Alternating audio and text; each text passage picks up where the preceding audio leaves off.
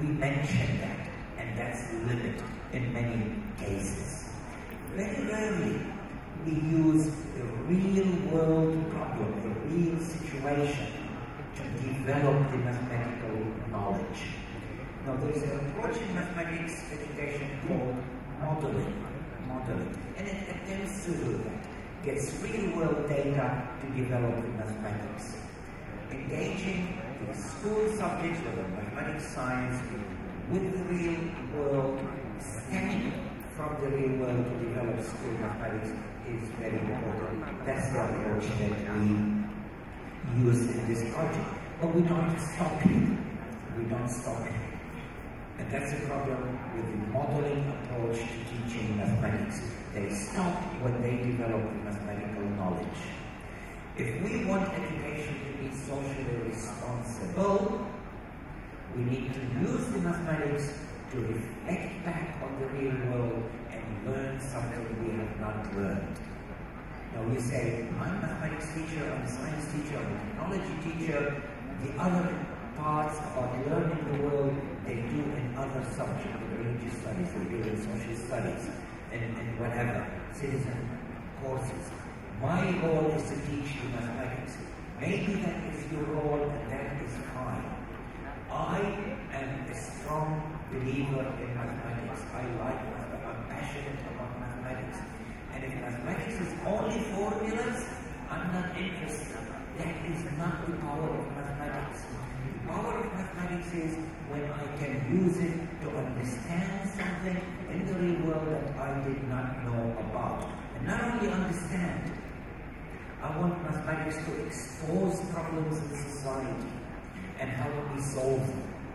And if we do not do that in school subjects, or we do not expose our students to that, we are shortchanging them. We are not giving them all the power that they need and the learning that they need in school.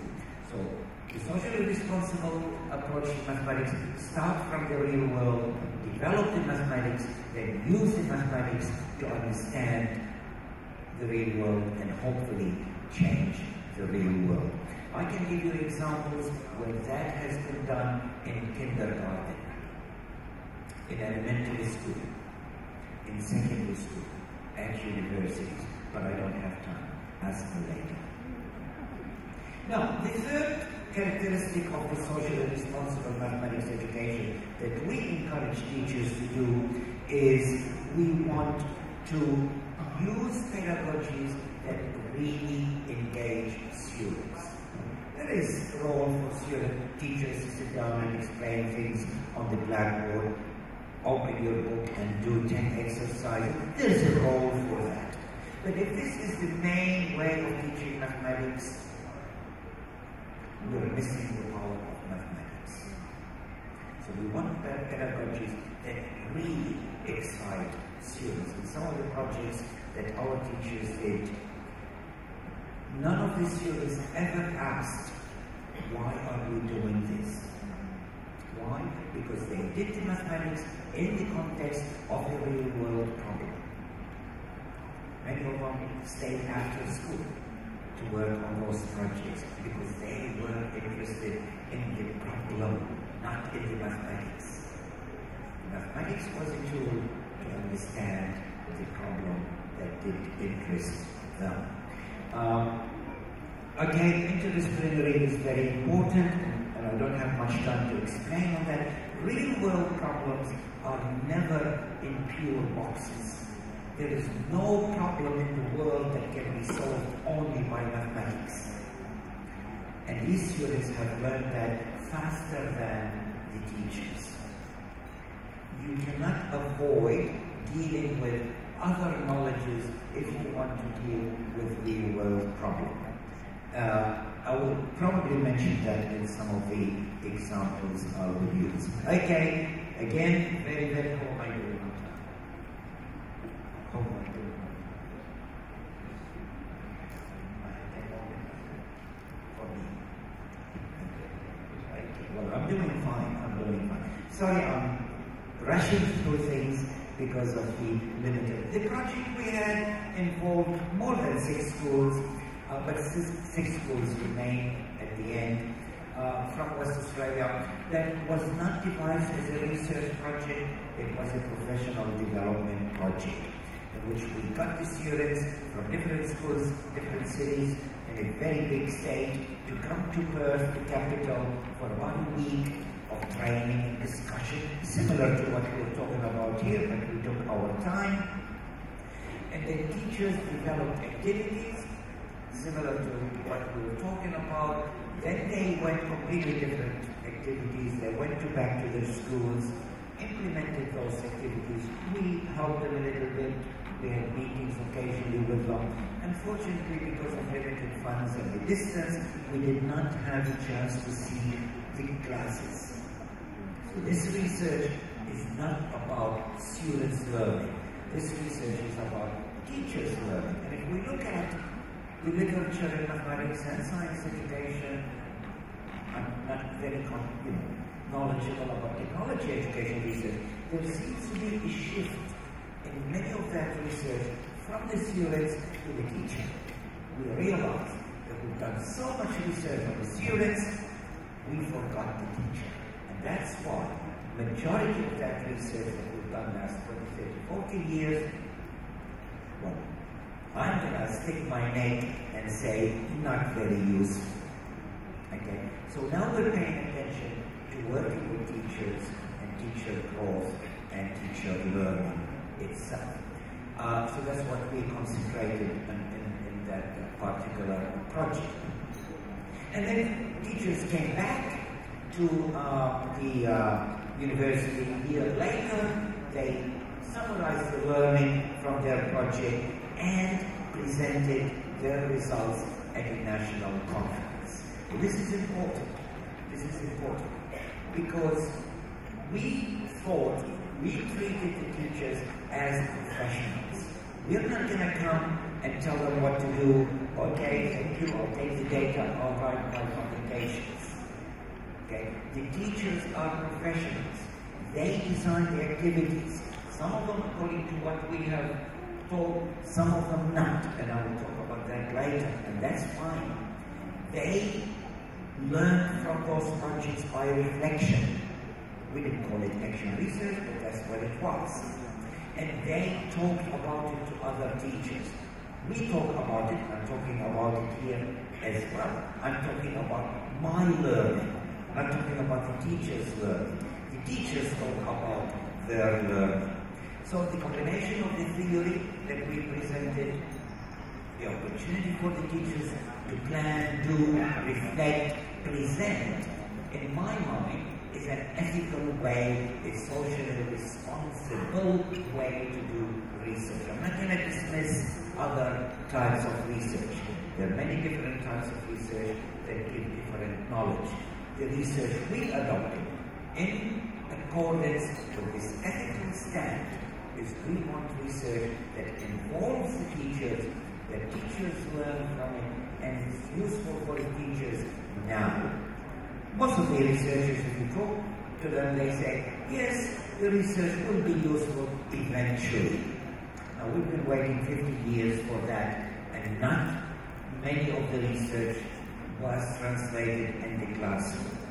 I am a little bit impatient. In my research, I want the teachers to benefit now. At the same time as they are developing knowledge, at the same time that I'm developing knowledge, I want to see some benefit. And that is the type of research that we have followed and we are encouraging as well. It's not a new approach to research, but we built on it. Now, very, very briefly, what have we learned from those teachers? Well, there are about 5-6 teachers. I'm not going to have a chance to talk very much about them, but I want to about what they have done. The projects are all published on my website.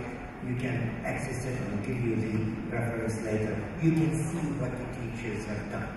What I want to talk about is why they have done what they have done and what have we learned from them doing what they have done.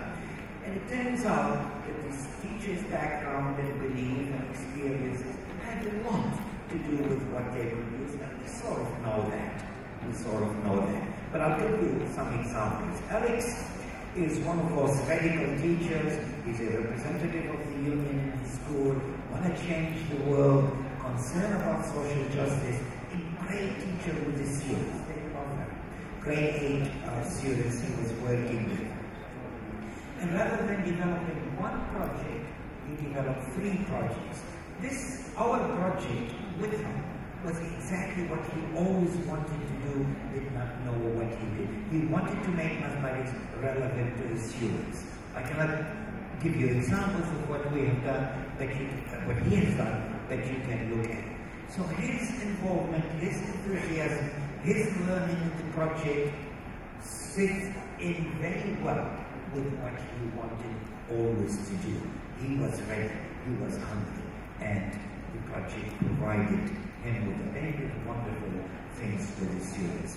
It's very important to notice that none of these projects I'm going to talk about introduce any new mathematics outside the curriculum. One of the objections of teachers is, we don't have time to do that. We have to cover the whole curriculum. That's exactly what these teachers have done. Each single one of them. No new content, but different pedagogies of introducing the content. Now, I want to move to Peter. Peter is very interesting. Peter is in a religious school in Australia that has very strong social justice agenda. But he's a geologist. Knows the content very well. He's very rigorous in his teaching. When we mention social justice, he said, wait a minute, this is mathematics. It has nothing to do with social justice. I don't want to indoctrinate my students. He thought, if we dealt with social justice issues, we are indoctrinating the student. We want students to believe what we believe. And other people, other teachers, say, well, no, I don't see myself as indoctrinating those students. I raised questions, but he was not convinced.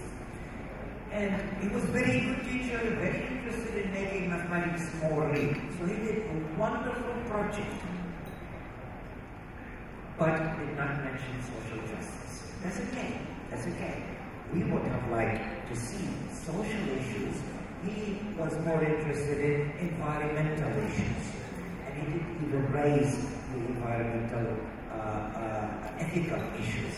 And he's a scientist, and he was taught, but he did change his pedagogy and great benefit to him and the students, but he had his limitation. Now, Mary Lee is a Chinese teacher, a new migrant to Australia. It was her first job. She's only been in it 4 years. A delightful, energetic teacher, but a little bit shy. So when she sat down in the session,